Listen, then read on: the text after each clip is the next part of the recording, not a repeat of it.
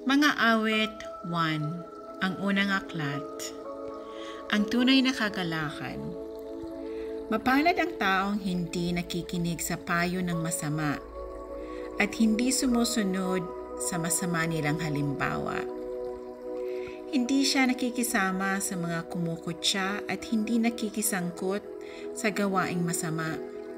Sa halip, kasiyahan niyang sumunod sa kautusan ni Yahweh.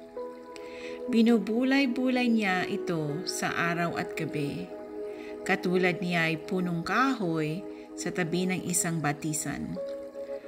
Laging sariwa ang dahon at namumunga sa takdang panahon. Ano man ang kanyang gawin, siya'y nagtatagumpay. Hindi gayon ang sinumang gumagawa ng masama, ito ay tulad ng ipa.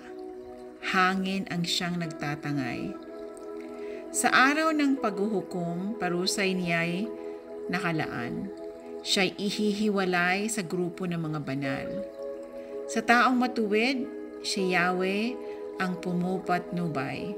Ngunit ang taong masama, kapahamakan ang hantungan. Amen.